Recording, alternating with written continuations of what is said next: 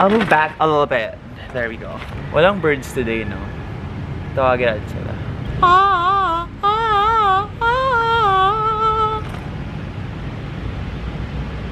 Wala sila today.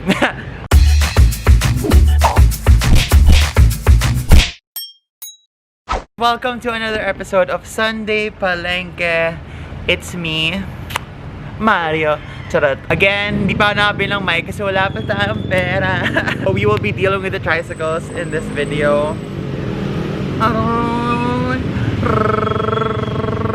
Okay, let's get into it. Right away, I have my notes. Guys, before I do this, I write things down so I just don't get sidetracked, you know? Grabe ang ingay ng mga tricycle ngayon! Meron pa ako narinig na faint, I don't know if it's gonna catch on cam, pero may nagbebenta ng ice cream. Do you hear it? Na na na na na na. Selecta ba yun? O, diba? Libre ad. Let's get right into it. First, let's talk about yung Baybayin sa Lagusnilad. If you've seen it, nirenovate nila yung Lagusnilad. They turned it modern, ganyan, cleaned it up, repainted, new signs, and then yung signs, meron siyang Baybayin na parang translation. I'll show it up here. It's been a long... Oh my god. The tricycles are extra active today.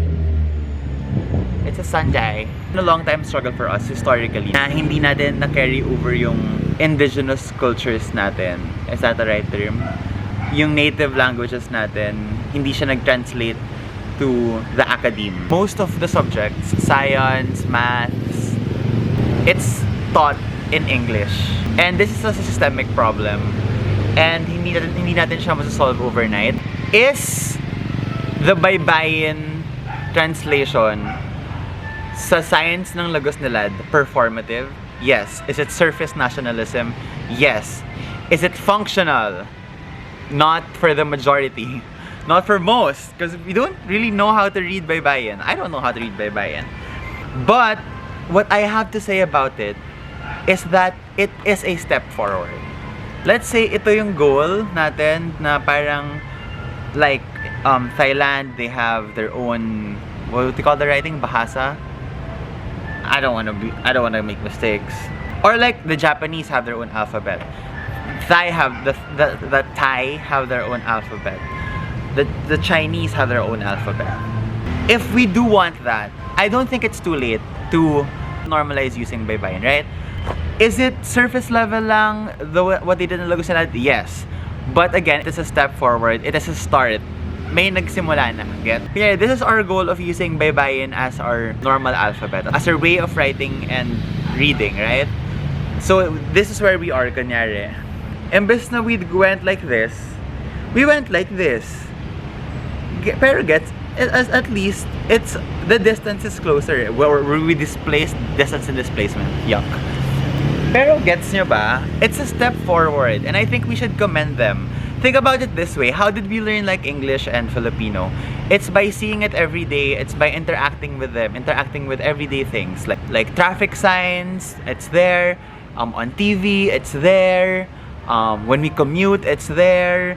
When we read books, it's there. So at least now it's visible. You know, when you pass by Lagusnilad, you see it, it's visible. It's gonna register to you na ito pala siya, ito pala yung letter L, ito pala yung letter A sa Baybayin.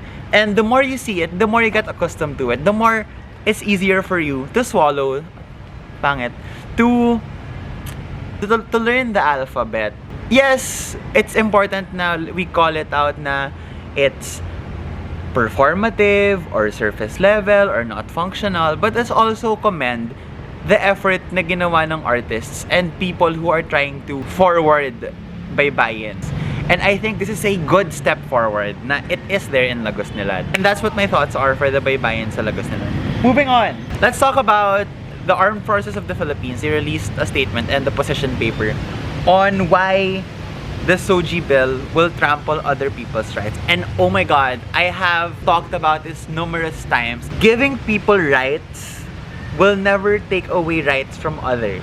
And marginalized groups, minorities, may tendency na may mga injustices na nangyayari sa kanila that is not covered by the general human rights.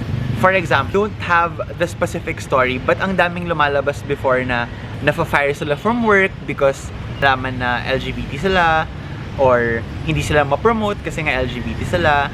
Yung mga ganong bagay, wala kang balik doon, wala kang laban. Kasi wala kang law na nagpro-protect sa mga tao to be discriminated like that. The Sogie bill, it gives members of the LGBTQIA people protection. It gives them access. I just don't think na parang it's special rights. Kailangan lang siyang i-put into the law kasi the law will always have loopholes. That's why our lawmakers are making new laws to cover those loopholes.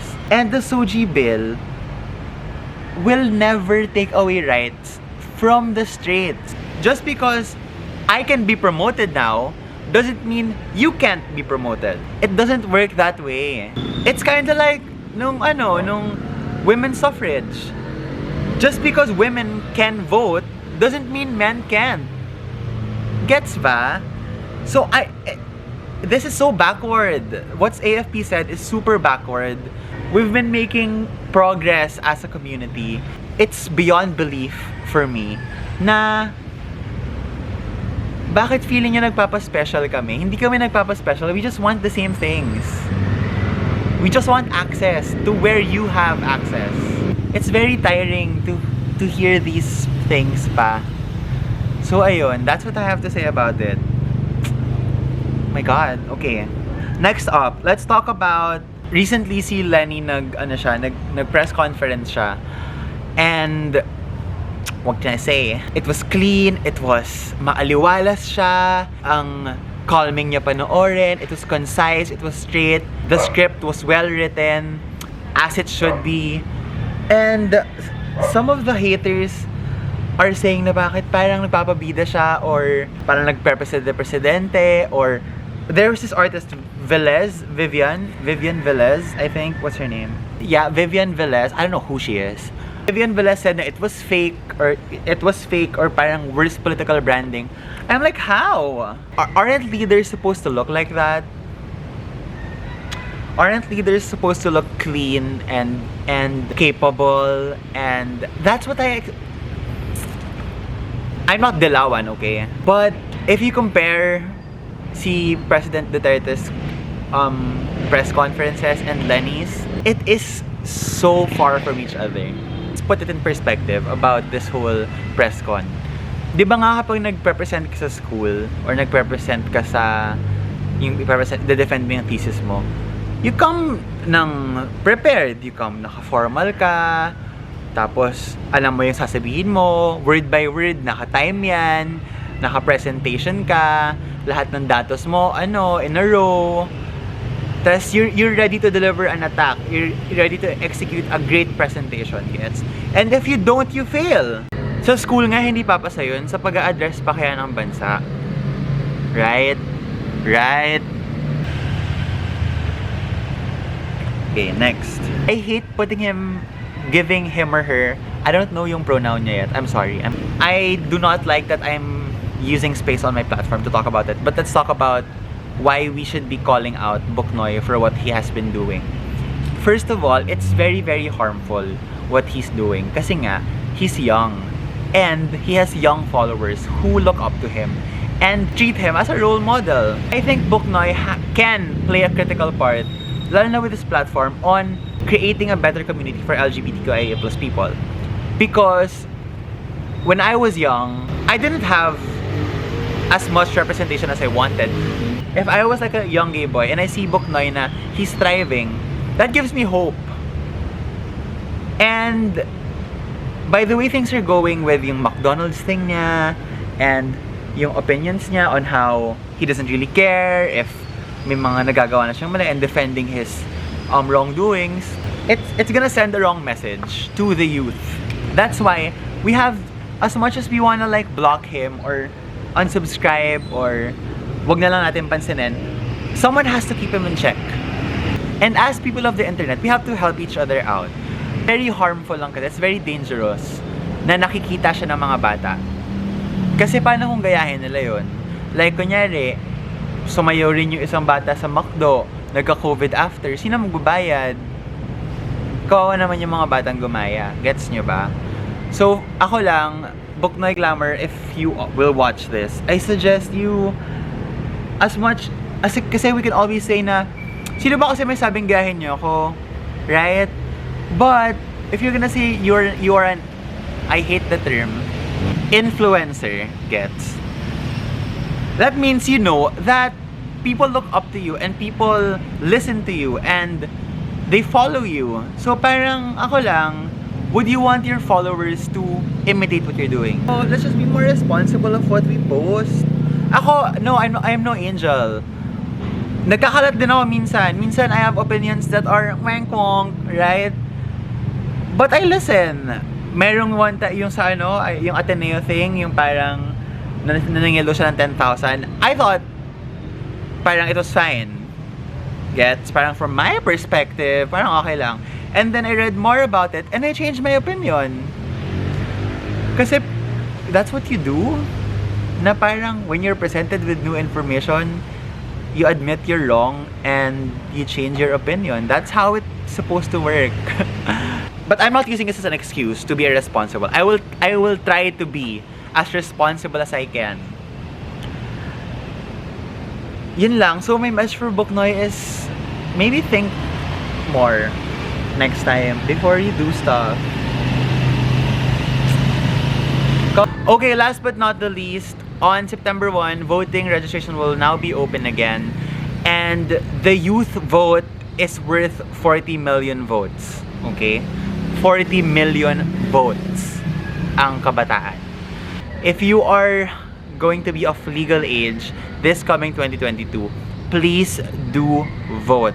Visit www.comelec.gov.ph for more info on saan kayo mag-register, paano mag-register. But please, take the time and effort to go out and vote because voting is the most direct form to affect governance. Okay? Please, hindi masasayang ang boto nyo. Okay? Your vote is very, very powerful. Okay? So yan, vomoto kayo. Vomoto po kayo. Okay guys, just like a Corona update, we are over the 200,000 mark na for Corona with like 71,000 active cases. So ready na sila mag-iPhone giveaway. Charot. At this point talaga, medyo matibay. As much as pangat siya pakinggan, parang ganun yung mangyayari. So please stay extra safe, drink your vitamin C, wear your mask, please wear your mask, your face shields,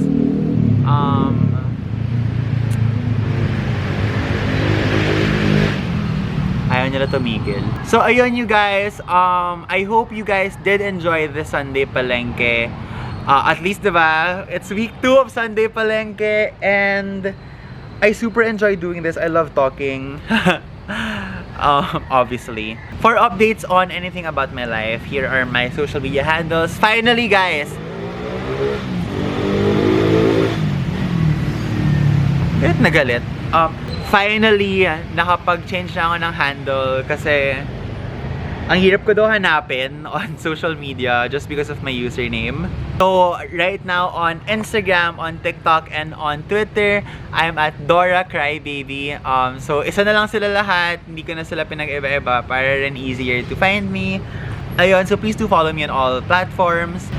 If feeling nyo skewed yung opinions ko, comment down below. Message nyo ako sa Twitter, nag-reply naman ako. Ano ba? Did I miss out on anything that I wanted to tackle today? Parang yeah, that's it for this week. Let's all hope for the best. Again, guys, thank you for being here and watching my weekly Sunday show, Taray show. If you guys want me to tackle anything next week, please do let me know para we can put it on the list and we can discuss it. This is Sunday Palengke. See you next week. Bye! Dapat merong outro, no? Banana cha-cha! Charot. Parang may music dito, tapos may credits. Pero ako lang din lahat yun. Kasi ako lang naman yung gawa-gawa dito. Yeah. Okay, bye guys! Have a great weekend. Have a great long weekend. It's a holiday tomorrow. Enjoy! Mwah!